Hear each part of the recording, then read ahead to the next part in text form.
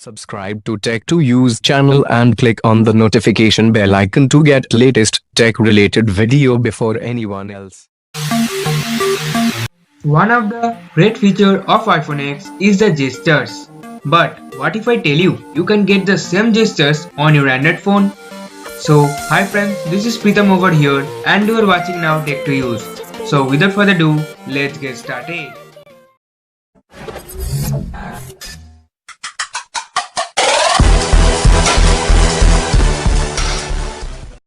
So it's quite easy and simple.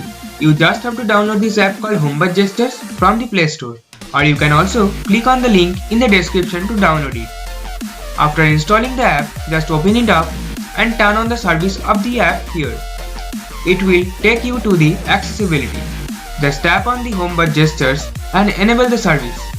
And after that, you have to set up the gestures just like iPhone X. Don't worry, I will guide you through it.